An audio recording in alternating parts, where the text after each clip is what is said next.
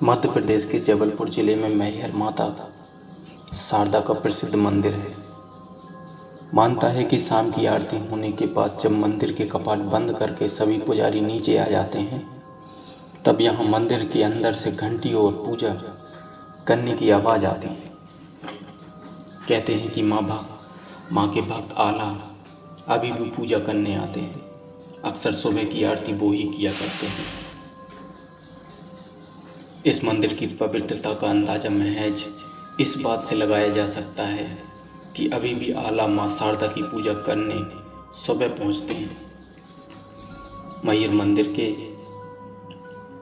महंत पंडित देवी प्रसाद बताते हैं कि अभी भी माँ का पहला श्रृंगार आला ही करते हैं, और जब ब्रह्म मुहूर्त में शारदा मंदिर के पट खोले जाते हैं तो पूजा की हुई मिलती है।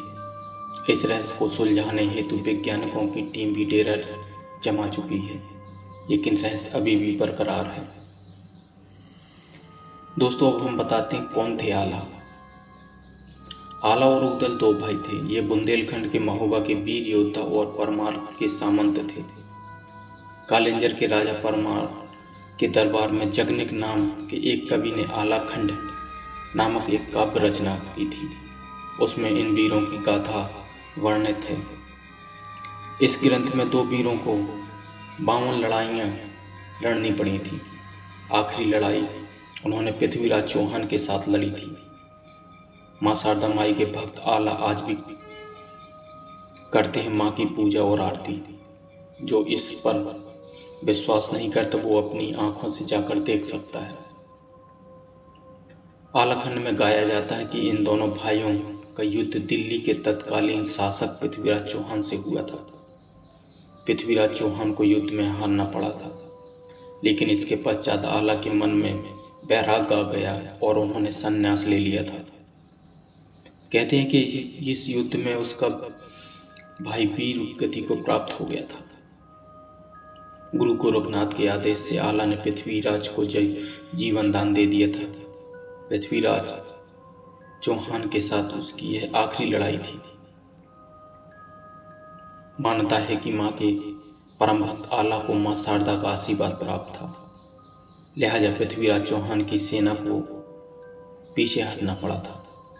माँ के आदेश अनुसार आला ने अपनी शान शारदा मंदिर में चढ़ाकर छोड़ दी थी, जिसे आज तक कोई सीधा नहीं कर पाया। मंदिर परिसर में ही तमाम ऐतिहासिक महत्व के अवशेष अभी भी आला व पृथ्वीराज चौहान की जंग की गवाही देते हैं। सबसे पहले आला करते हैं माँ की आरती। मानता है कि माँ ने आला को उसकी भक्ति और वीरता से प्रसन्न होकर अमर होने का वरदान दिया था। लोगों की माने तो आज भी रात 8 बजे मंदिर की आरती के बाद साफ सफाई होती है और फिर मंदिर के सभी कपाट बंद कर दिए जाते हैं। इसके बावजूद जब सुबह मंदिर को पुनः खोला जाता है तो मंदिर में माँ की आरती और पूजा किए जाने के सबूत मिलते हैं। आज भी यही मान्यता है कि माँ शारदा के दर्शन हर दिन सबसे पहले आला और उदल ही करते हैं। बुंदेली इतिहास में आला उदल का नाम बड़े ही आदर भाव से लिया जाता है। बुंदेली कवियों ने आला का गीत भी गाया है, जो सावन के महीने में बुंदेलखंड के हर गांव गली मोहल्ले में गाया जाता है।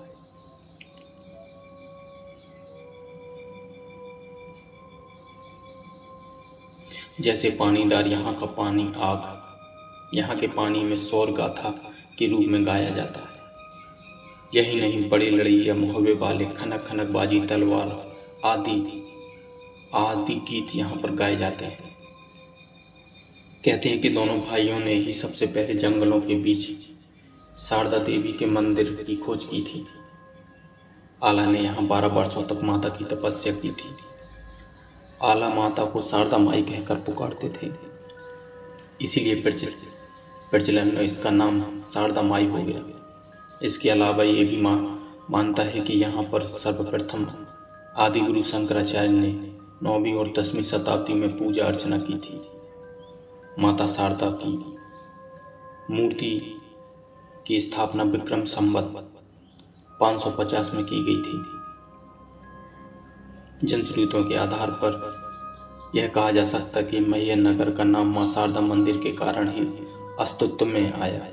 हिंदू श्रद्धालु जन देवी को मां अथवा मई के रूप में परंपरा से संबंधित करते चले आ रहे हैं।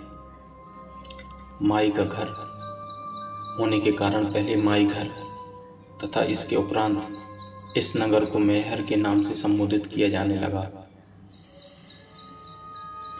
बिंदु पर्वत श्रेणियों के मध्य त्रिकुट पर्वत पर स्थित इस मंदिर के बारे में मानता है कि मां शारदा का प्रथम पूजा आदि गुरु शंकराचार्य द्वारा की गई थी। मैहर पर्वत का नाम प्राचीन धर्म ग्रंथ महेंद्र में मिलता है।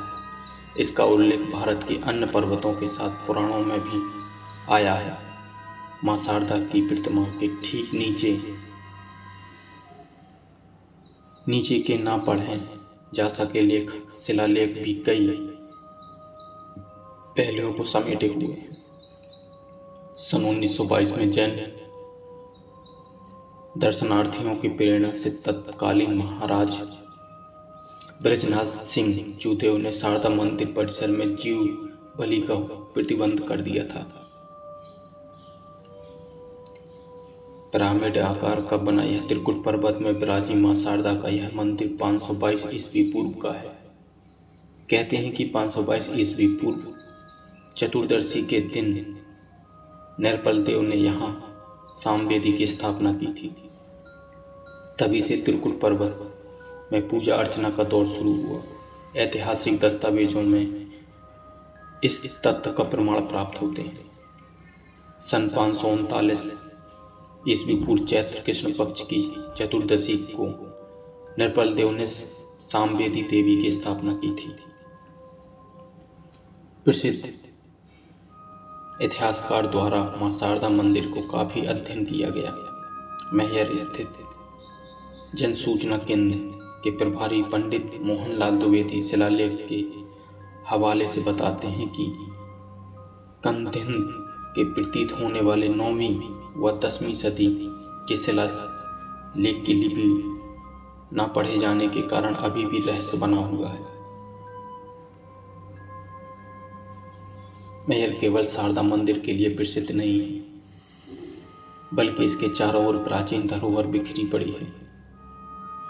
मंदिर के पीछे इतिहास के 2 प्रसिद्ध योद्धाओं व देवी भक्त आला और उदल के अखाड़े तथा यहीं एक तालाब और भव्य मंदिर है जिसमें अमृत का वरदान प्राप्त आला की तलवार उसी की विशाल प्रतिमा के हाथ में थमाई गई है।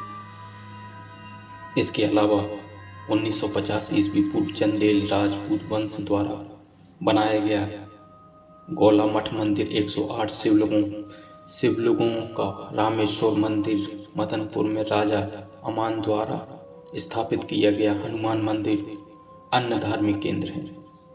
इसके अतिरिक्त मैहर क्षेत्र के ग्राम मडई, मनौरा, तिंदुहटा और बेदरा में सदियों पुराने भवन व शिलालेख मिलते हैं जो भारतीय इतिहास को एक नए आलोक में झांकने का अवसर प्रदान करते हैं।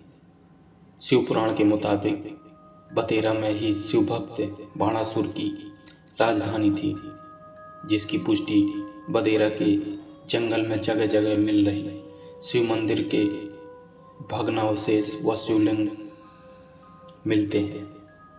दोस्तों, यह जानकारी आपको कैसी लगी प्लीज़ हमें कमेंट्स करके ज़रूर बताएं, और अगर हमारा वीडियो अच्छा लगा हो तो प्लीज़ लाइक और शेयर ज़रूर कीजिएगा। नमस्कार।